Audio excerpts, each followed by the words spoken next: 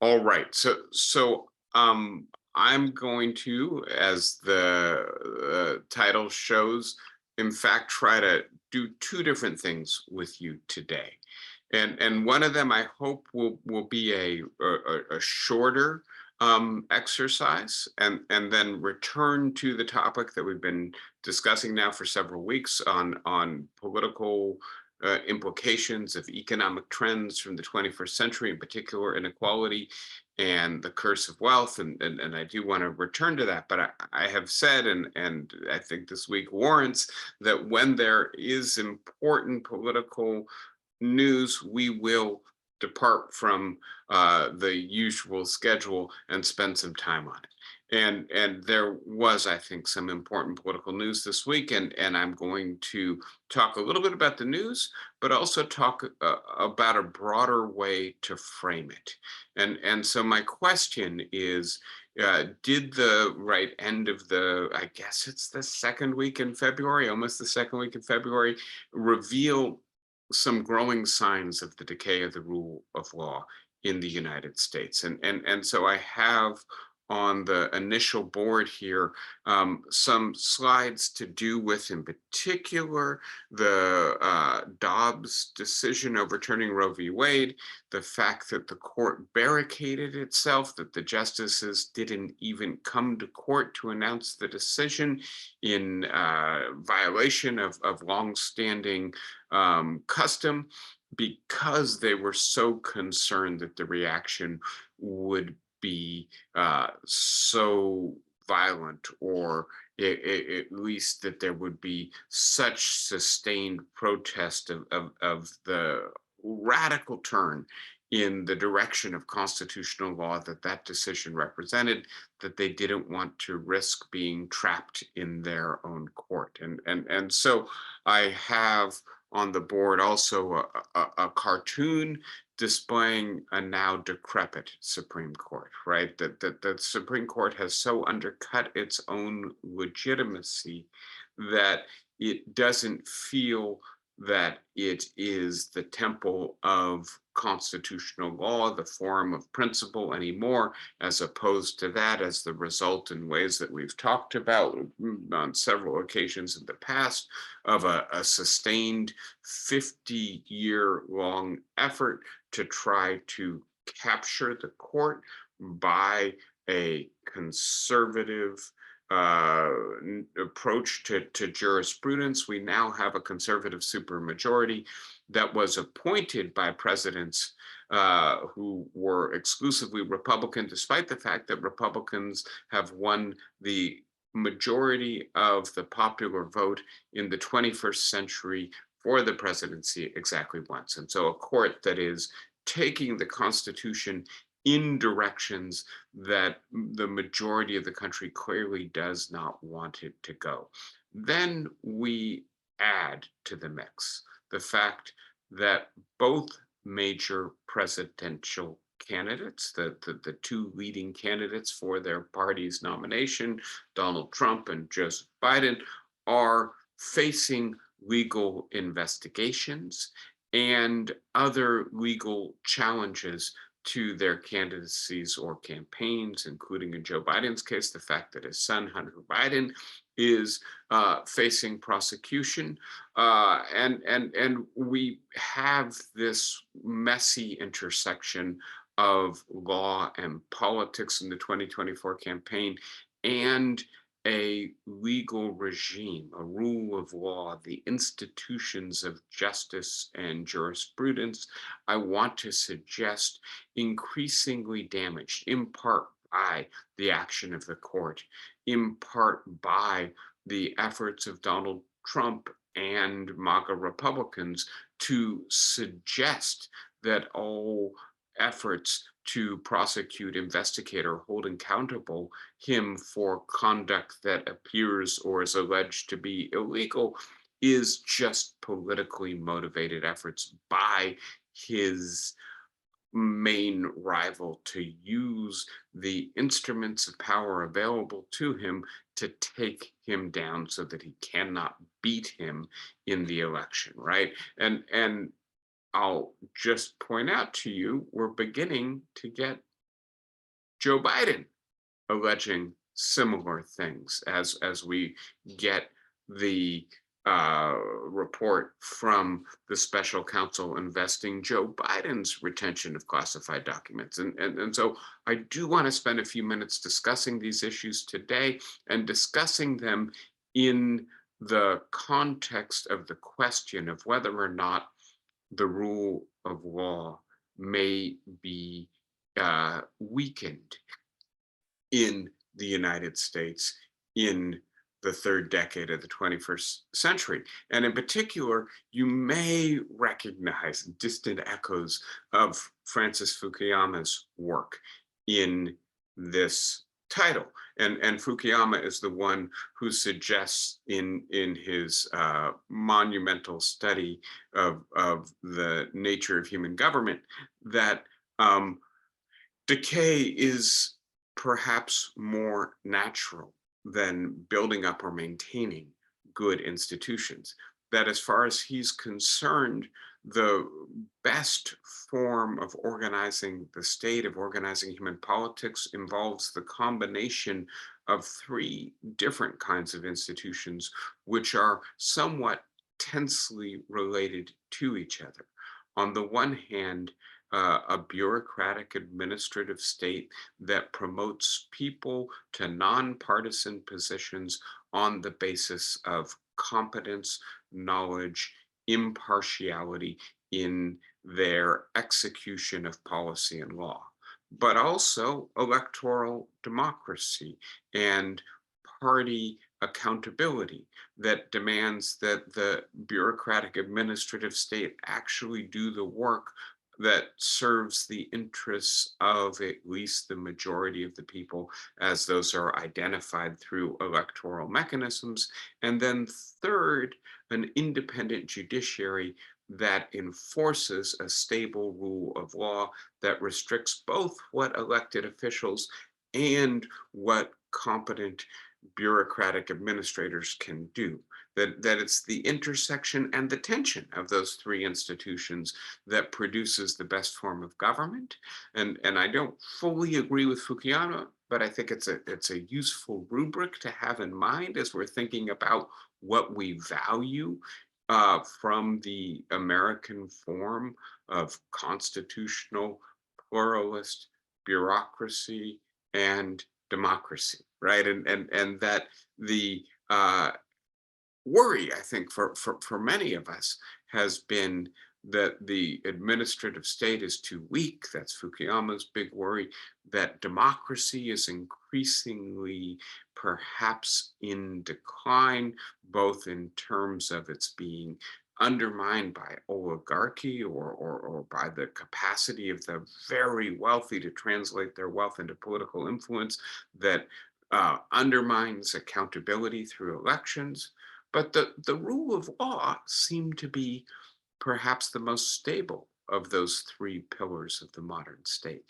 And I'm worried that what we're seeing this week should raise concerns that perhaps that is not the case. So briefly now, let me refresh your memory. Something I spoke with you about at the beginning of the year was my concern that there's a collision of politics and law in the 2024 campaign. My concern was primarily with Donald Trump and with the fact that Donald Trump will potentially go on trial for various criminal offenses, trying to overturn the results of the 2020 presidential election, allegedly, retaining classified documents and engaging in a conspiracy to prevent the government from regaining possession of them, allegedly, paying hush money to a porn star in order to prevent her from divulging a affair in the middle of an election, and then trying to cover that up through hiding the nature of the payment in as a business expense, allegedly, right? And that it would be very difficult to balance the constitutional, legal requirements with the the obvious fact that Donald Trump is supported by a substantial portion of the American population as the leading candidate for one of our two main parties, and the people who support him want him to be the next president, the next chief executive of the United States, the person who ultimately has the responsibility to enforce law,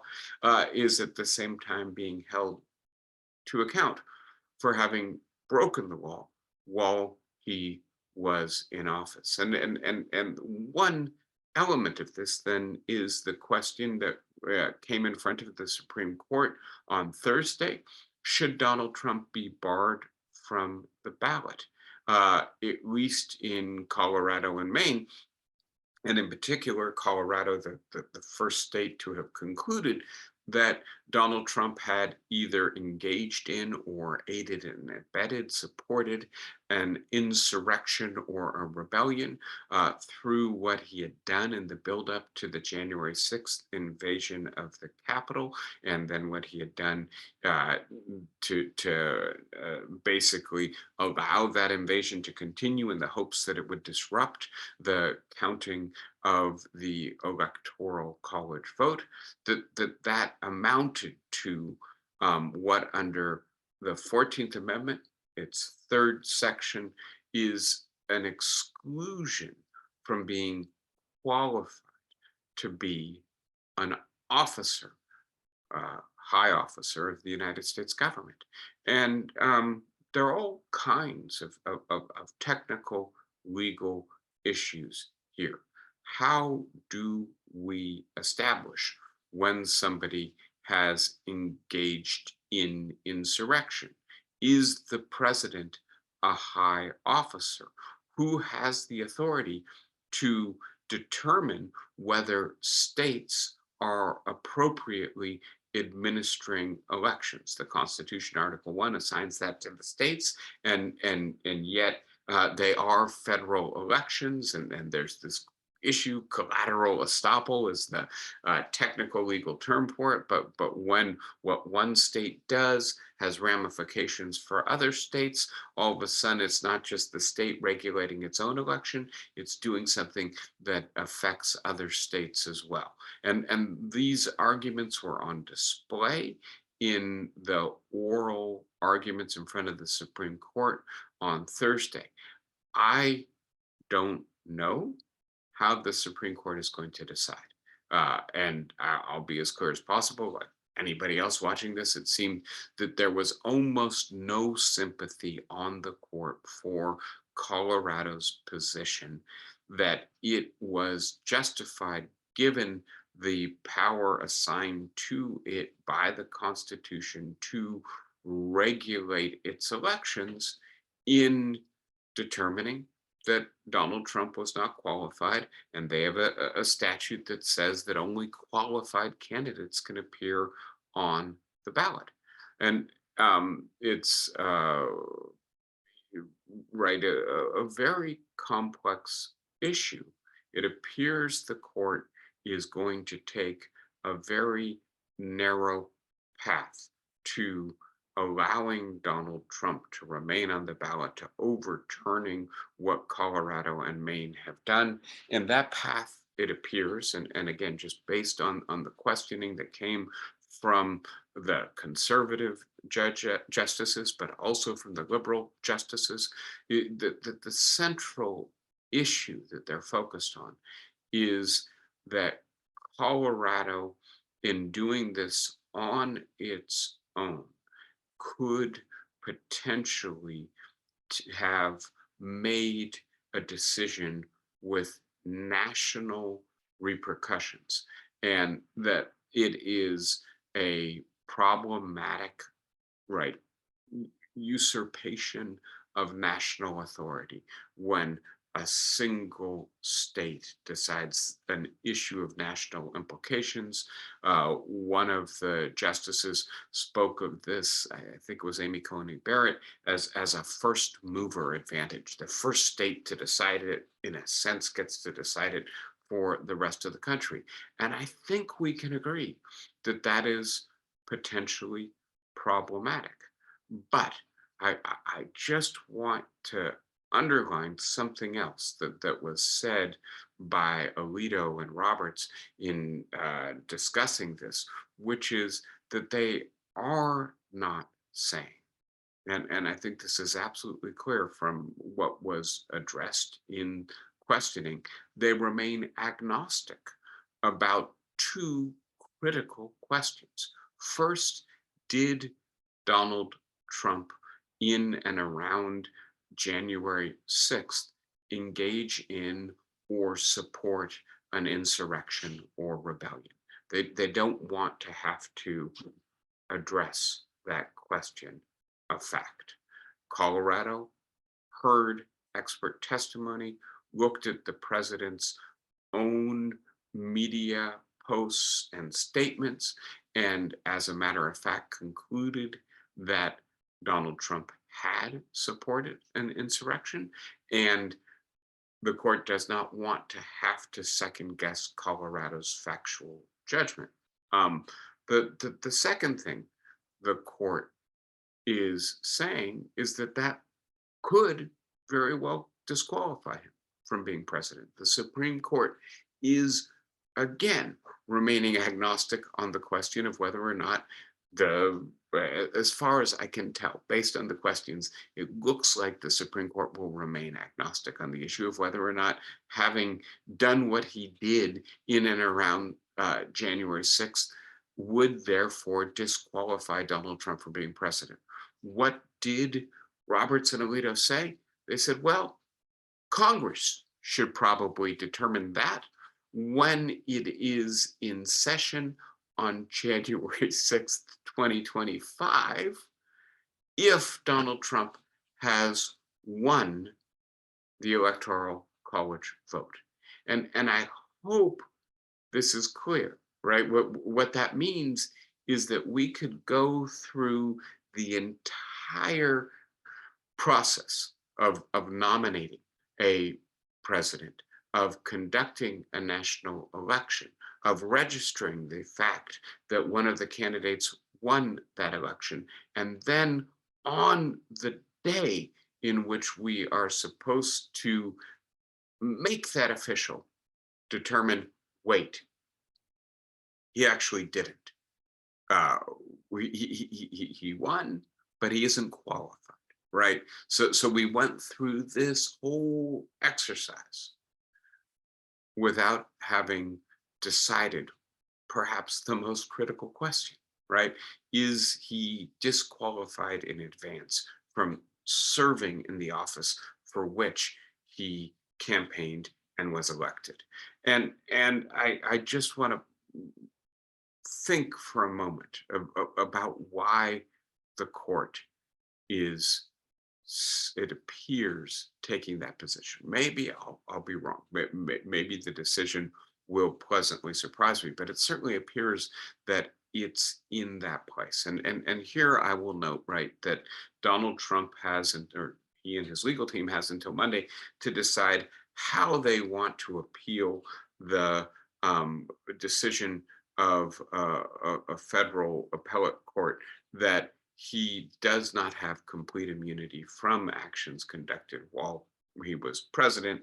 Does he want to appeal that to the full circuit court, or does he want to appeal it to the Supreme Court? And depending upon which approach he takes, it could be the Supreme Court will simultaneously have on its plate, on its docket, two different questions.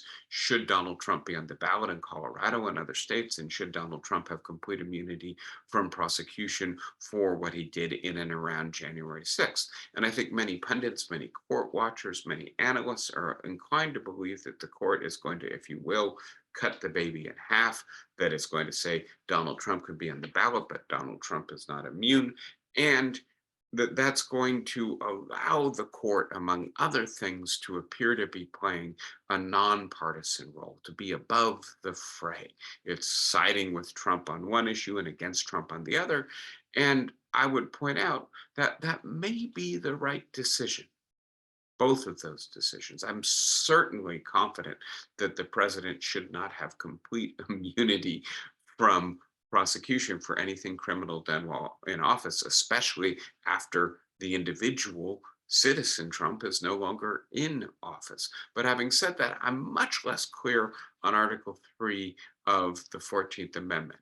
And here I'm going to bring in something that a group of historians who filed an amicus brief, a friend of the court brief, wrote. Timothy Snyder, who some of you may know, the Yale historian who writes a lot about the way in which democracies are undermined historically as well as in the present, and the work that these historians did archivally and in the legislative record to determine what the intent or how the framers of the 14th Amendment understood the work that this dormant clause of the 14th Amendment was meant to do.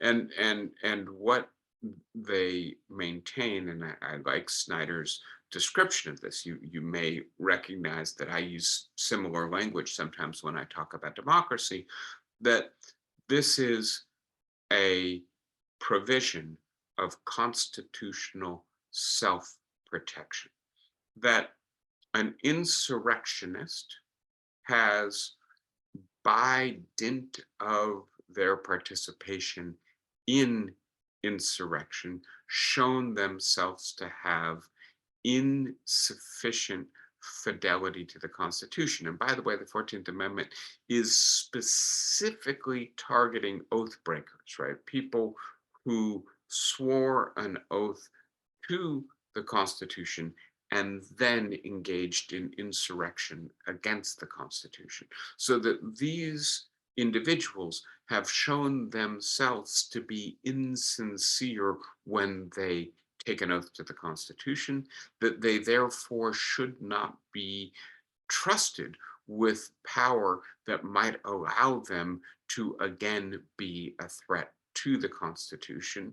That's the element here of constitutional self-protection, and the further recognition that it may be very difficult to hold these oath breakers to account through the normal mechanisms of legal justice. The example here, of course, is Jefferson Davis, who led the South in the Civil War against the United States, and nevertheless was never tried, right? Because often a insurrectionist is very popular and can thereby politically resist prosecution.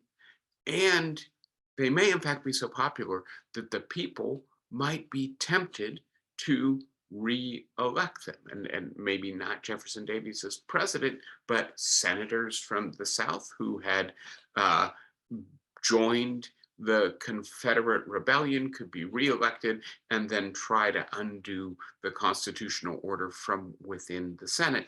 Don't let the virus into the body politic. Don't let the enemy in. Here's a provision that allows us to exclude them.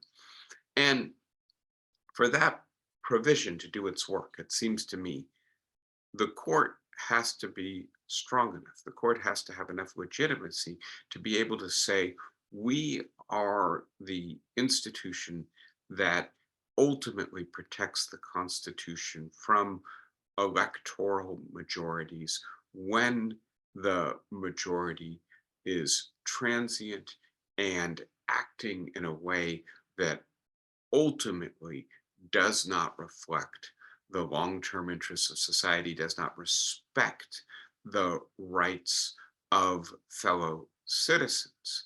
That's what the Constitution does. It's an agreement to limit what majorities can do, and the Supreme Court has claimed the power to enforce the Constitution. My worry is, and this goes back right to the slides I began with, that the Supreme Court has undermined its own legitimacy, its own authority, its standing in the popular imagination.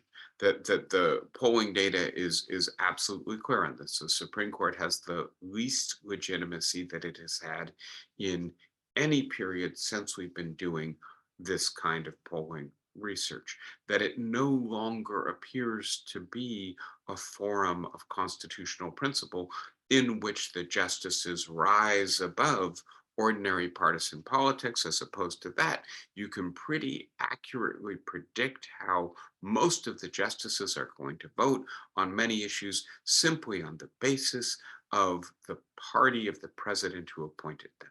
And that in those circumstances, in particular, Chief Justice Roberts and the so-called institutionalists on the court are desperate to try to appear something other than purely partisan and to restore some of the legitimacy and credibility of the court. And that's maybe leading them to take an approach to the question in Trump v. Anderson that is, I want to say, in basic respects, if not a cowardly approach, at least a highly problematic approach, practically speaking, in the sense that it does not decide the relevant issues. Is Donald Trump an insurrectionist? As such, is he prohibited from being president again by the 14th Amendment?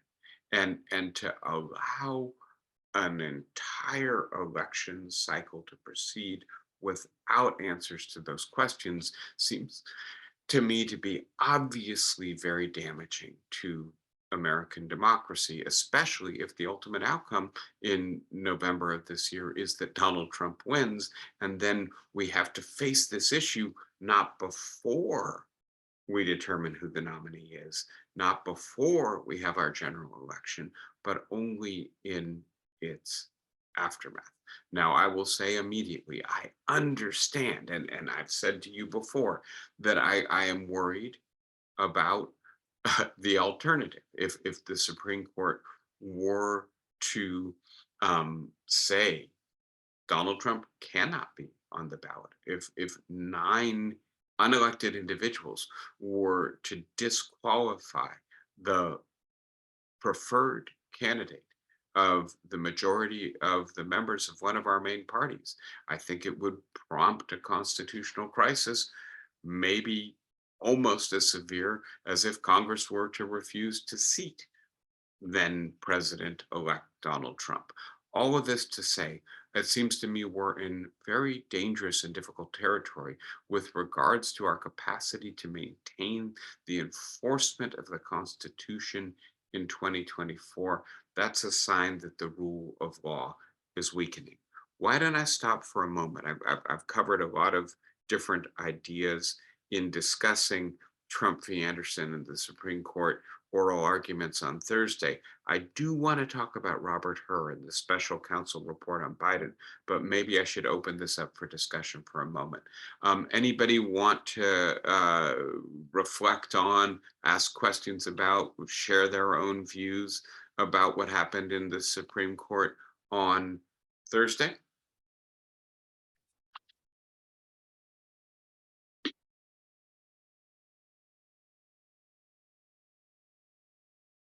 Let me continue then, but please, at any point, if you do want to weigh in, just use the hand raise. Oh, it looks like Flossie has something to say. You got to unmute yourself, Flossie. Notice that Justice Kagan and Kavanaugh were speaking on one issue, and that's a strange combination. They're not agreeing. They must be in disagreement. Can you say anything about that? So I'm not sure which moment you're referring to, but I do think, and so it appears that there was some agreement between Kagan and Kavanaugh on a variety of issues, that there was some agreement between Sotomayor and Alito on some issues, right? You know, strange bedfellows, as we say. And so I do think that the court may be coalescing around potentially an 8190 decision. I don't know whether Sotomayor will ultimately come along, or whether this will be a unanimous decision.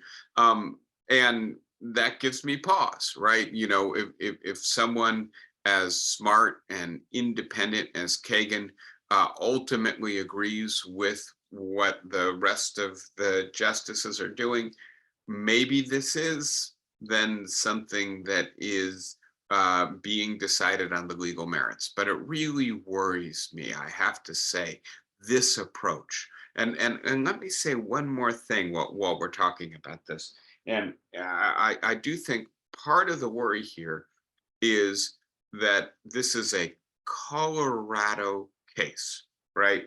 And yet it has potential national ramifications. Maybe the group, CORE it's called, who sued in Colorado, should have sued in a federal court as opposed to a Colorado court.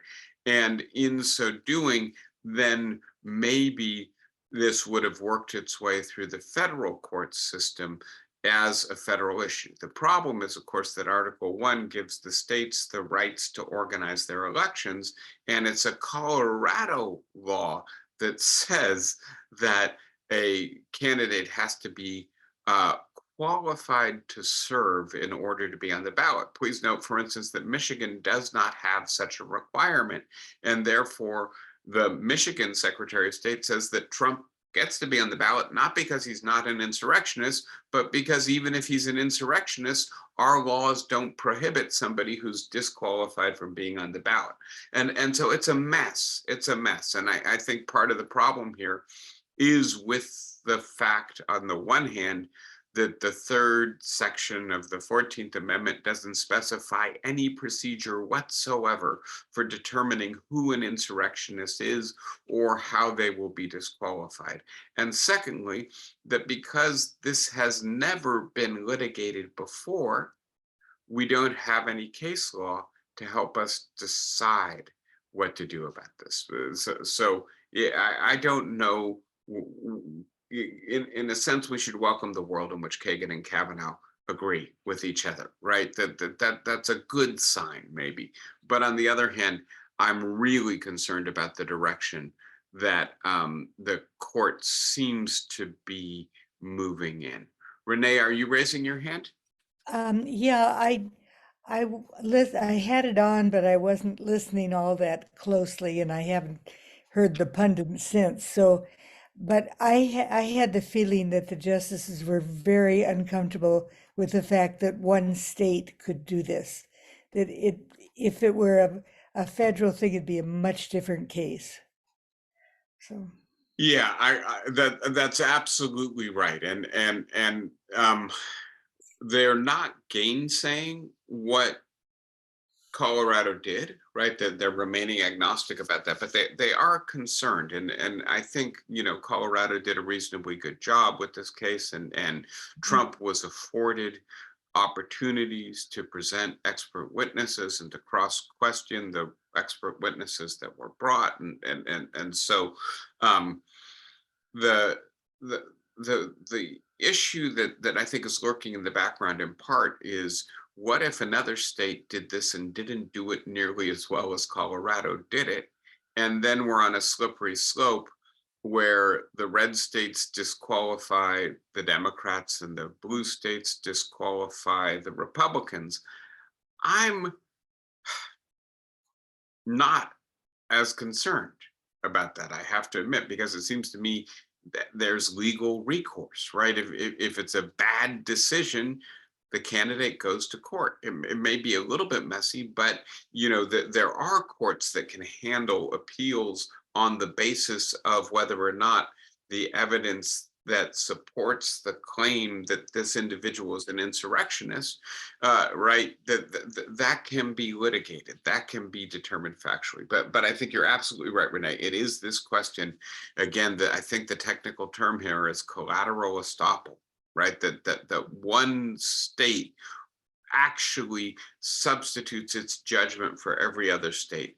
And again, I do think that that's a genuine concern. I just think the holding on these very narrow grounds, if that's what's going to come out, is also highly problematic, because then it leaves us until after the election is conducted to figure out whether a person who has a reasonable chance at winning the election is even qualified to hold the office that he is campaigning for, constitutionally speaking. Iris, I couldn't tell. Were you trying to ask a question? No. Okay. Anybody else at this point? So if not, let me then begin with the second big issue that has to do with the intersection of law and politics this week. And that, of course, is that Robert Hur, who was appointed by Merrick Garland to investigate President Biden for retaining classified documents after he left the office of the vice president, whatever that is, 7 years ago. He issued a report. He issued a report that indicates that Joe Biden will not be prosecuted. I wouldn't say it's a full exoneration. It does conclude that he willfully retained classified documents. I'll just point out very quickly, right, that Donald Trump faces indictment and perhaps eventual trial for conduct that has the same description. Is this a case of asymmetry, right? Merrick Garland, Biden's attorney general, is going to go after Trump, but not Biden. Part of the reason a special counsel was appointed was to prevent that appearance from having any credibility. And in fact, Merrick Garland appointed a Republican and a Trump supporter to investigate Biden. I will point out the clear asymmetry in the fact scenario in these two cases, which is that when Biden discovered, right, he ordered an investigation, that he had these documents, he immediately handed them back to the federal government. He himself identified the fact that he had taken these documents. And the asymmetry here is that not only did Donald Trump not say to the National Archives, oops, I have these documents, please take them back from me. When the National Archives, the FBI, the Department of Justice repeatedly requested that he return these documents, denied that he had them, and then the allegation is engaged in a conspiracy to retain these documents and to deceive the federal government about the fact that he possessed them. And so, having said all of that, obviously, the explosion of interest around the special counsel's report is not on the issue that it determined that Joe Biden should not be prosecuted, but around what is a single relatively short passage in a 380 plus page document where the prosecutor refers to Biden as a sweet old man with a faulty memory, who therefore no jury would convict. And this has led to this renewed and intense, you might even say feeding frenzy, but interest in the issue of Biden's health, Biden's mental acuity, and whether or not a man in his early 80s should be running to be the most powerful person in the world, should be seeking a second term in an office that demands both physical and mental energy and stamina does Biden have it in him, right? And David French, the columnist for the New York Times, I think has a quip in his most recent column that's likely to become a conservative talking point. He says that Biden is campaigning for 4 more years in order to be able to finish the job. We should be worried that the job might finish him, right? And so having talked about the substance of the issue, let me pull back to the issue of the rule of law and the independence and impartiality of the Justice Department and a special counsel within it. And there is now on the part of Biden and Kamala Harris and Biden's other supporters a lot of pushback, right? Which is to say that this was not relevant. The special counsel was asked to determine as a matter of law whether or not Joe Biden's violation of the law occurred, and if so, was sufficient to warrant prosecution, not to speculate about the likely determinations of a jury should he be prosecuted. And that Robert Hur, a Republican and Trump supporter, threw the line in about the age precisely to politicize his report, to damage Biden, to strengthen one of Trump's main lines of attacks on Joe Biden. And I'm just going to point out for a second how difficult the situation is, right? Biden and allies, if they argue that a special counsel appointed by the Department of Justice is in fact acting in inappropriate and political ways, they merely lend greater credibility to the charge that the special counsel investigating Trump is doing the same. That is to say, they further undermine the perception of the impartiality of the Department of Justice and the attorneys who work for them, of central institutions that sustain the rule of law in the United States. And I want to focus in particular on Merrick Garland here for a moment, the Attorney General, and I want to say maybe, nostalgic, quaint approach that he took. Let's make sure that there is no appearance of partiality by appointing a Republican special counsel. Let's make sure that there's no appearance of improper political influence by not demanding that line be removed from the report because it's not relevant.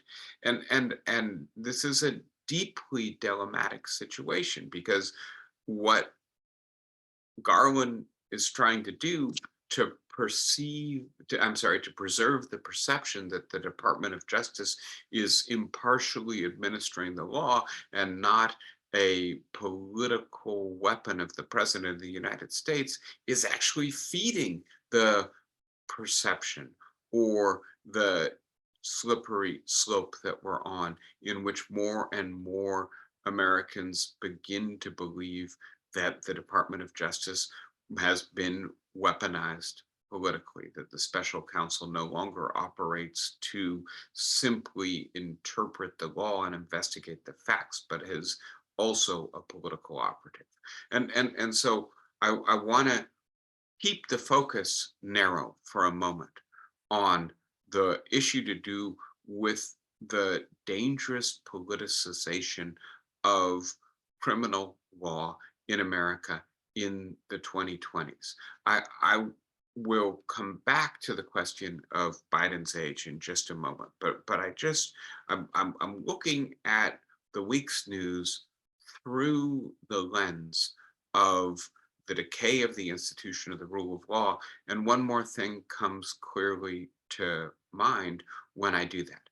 And that's the way both Russia and Israel are conducting their respective wars. And I want to say, basically without the restraint of international law. I think this is absolutely clear, and you may have heard that 6 more Ukrainians died yesterday, civilians, in suicide drone attacks launched by Russia. That Russia's campaign is to indiscriminately brutalize the people of the Ukraine to the point where they surrender significant portions of their territory in order to purchase some peace, some security, some um, hiatus in the ruthless persecution of this war that has been indiscriminate in its targeting of civilians, right? A clearly lawless way of pursuing a war. And then of course we see Israel and Prime Minister Benjamin Netanyahu announcing that he's directed the military to evacuate 1.4 million Palestinian, sorry, my computer's acting up a little bit, Palestinian civilians from the south of the Gaza Strip in a way that almost all humanitarian organizations are saying it's just not possible to do that. And Israel is already launching aerial bombardment of the city before it has been evacuated. And so I don't want to suggest that there's no difference between the way Israel is conducting itself and the way Russia is conducting itself. But having said that, I do think that neither one of them is taking seriously the norms of the law of war.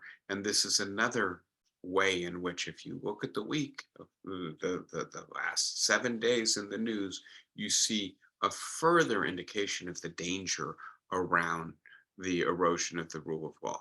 Again, I want to come up and now discuss this with you for a moment, and then maybe we can spend a couple minutes talking about the age issue as well. So anybody want to come in either on Special Counsel Robert Hur's report or on perhaps the somewhat incendiary suggestion about Russia and Israel being in certain respects comparable in their disregard for the rules of law in the way in which they're conducting their relative campaigns?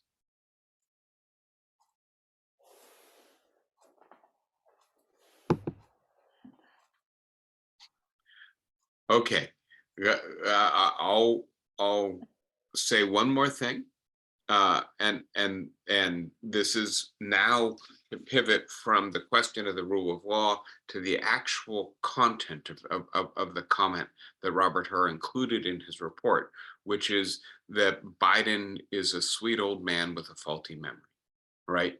And by the way, there seem to be signs in the interview that the special counsel's office conducted with Joe Biden that he was having trouble remembering dates and other relevant facts, right? By the way, please note that that interview occurred on October 8th and October 9th in the immediate aftermath of Israel's invasion by Hamas, and Biden probably had other things on his mind. But having said that, I think there's accumulating evidence that Biden is making some slip ups, right? That he confused Mexico with Egypt in the press conference where he was addressing the allegation that his memory was faulty. And so I want to take you back for a second to discussions we had, maybe it's 8 months ago, 9 months ago, something like that, about the lifespan revolution. And some of the facts here have to do with, we're living 4 times longer than human beings on average lived for most of human history. And so we are more regularly encountering what age does to us and learning more about it. And from a cognitive science perspective, we looked into some of the research on what memory is and what age does to memory. And I just want to refresh your memories, recall Daniel Levitin's finding in his book on successful aging, a leading cognitive scientist, that memory is not one thing, right? That actually we use one word to refer to probably 8 distinct processes that occur in different regions or different networks or different ways in the brain. And so to take 3 examples here: short-term memory. Can you remember that phone number? Can you remember where you put your keys, right? Versus long-term biographical memory. How well do you remember your wedding day or other significant events in your life? Versus another aspect of cognition that has a very strong memory component to it, and that is, broadly speaking, pattern recognition. And this is not, patterns on the wallpaper. This is patterns in our environment. Do you recognize who's telling you the truth and who isn't, right? Because there are certain tells when somebody isn't telling you the truth. How well do you play chess? How well do you make decisions that have multiple factors that have to be weighed? And again, the finding is that with pattern recognition, we actually improve as we age, even though with short-term memory, we decline in certain respects as we age. By the way, this does not happen in a uniform way. Some people begin to decline in their 40s and 50s. Some people remain absolutely sharp in their 80s and 90s. And so we have to also look at this on an individual basis. But even for people whose short-term memory is beginning to decline, their pattern recognition may be as good as it's ever going to get, right, as in any human being. And so one of the questions is, right, what are we looking for in terms of the cognitive acuity of a president? And clearly we are looking for energy and stamina and some fresh ideas maybe as well. And so there may be respects in which age is relevant to assessing the potential candidate in that regard. But to suggest that somebody who's confusing names or having a difficult time with some dates is therefore not up to the job, I think is to engage in a simplistic assessment of what's relevant to the job. I want, therefore, to suggest that as a society, we are going to, if the right things stay as they are, if Biden and Trump are the nominees of the Democratic and Republican parties respectively, have the 2 oldest candidates ever to run for the presidency. And just to give you a sense of how anomalous this is, remember that in 2016, Donald Trump was the oldest person ever nominated by a major party to be its candidate. It's 8 years later, and he's the younger of the 2 candidates, right?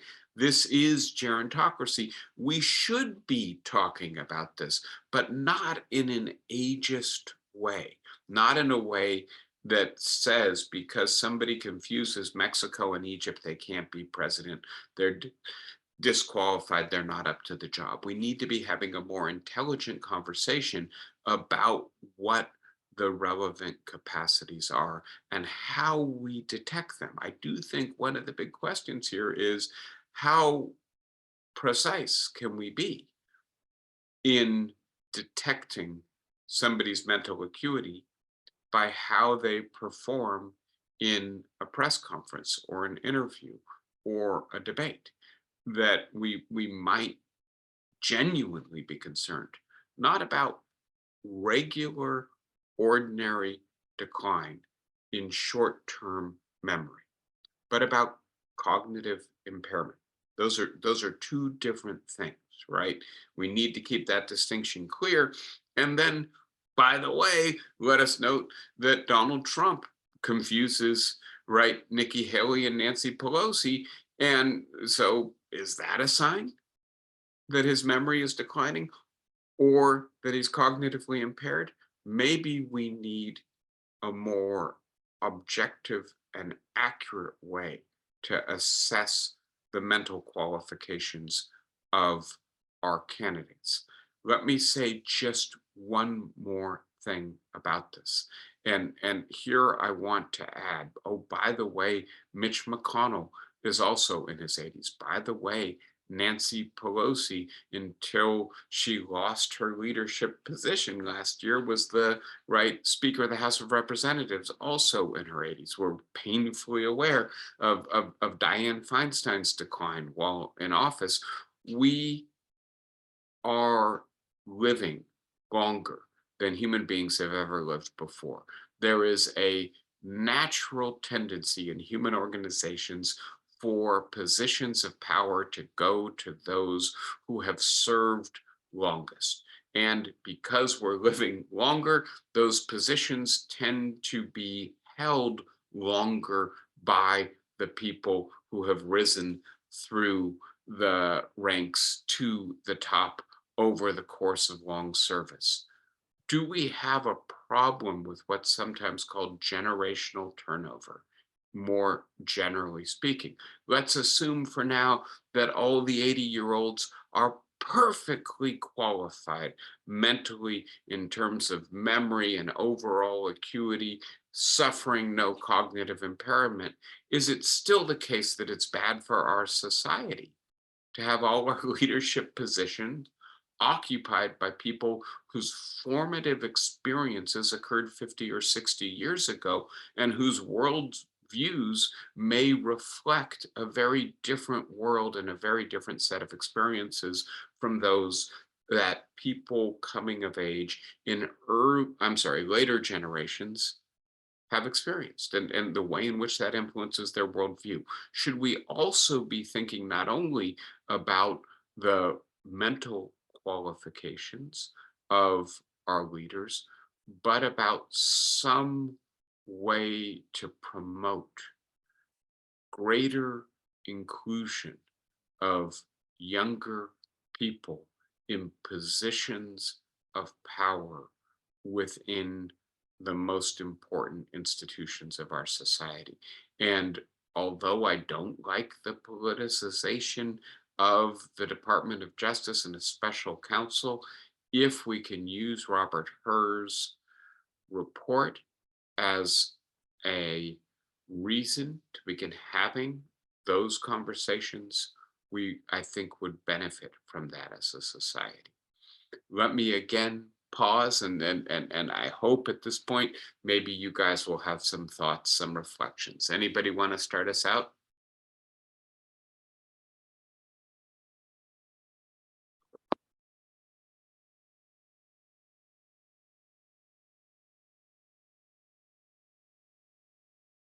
This would be a record, not necessarily a good record, to close one of these talks and not have a single question. I bet somebody out there has a thought. No? I think that the Burns man was so powerful in this presentation that you made your point. We need the old with that memory that goes back to what was and could be, and we need the feistiness and the certainty of youth. Good. Thank you, Flossie. Yeah, that's the best of both worlds approach, right? To combine the two. And I will point out that Joe Biden has assembled actually a very youthful cabinet with a lot of fresh ideas in it. It's of course always a question: does the person in charge listened to their advisors or not. It certainly appears, for instance, on US support for Israel in its conduct in the war in Gaza, that many of the president's advisors have been critical of his decision making, but that he has nevertheless stuck to his guns up until very recently. Apparently, he may be changing tune a little bit on that issue. Anyone else with a thought or a question for today? If not, we have used our full hour. I will let you go. Enjoy your lunch. Enjoy your weeks. Be well. And I look forward to seeing you next Saturday. And I will, as promised, assuming that nothing else from the news pops up that we need to be talking about, go back to talking about the issue of inequality and the kinds of policies that we might need in the 21st century that are distinctive given 21st century political trends and the way in which they're different from those of the past. Take care, everyone. Good being with you. Thank you. Bye-bye. Thank you.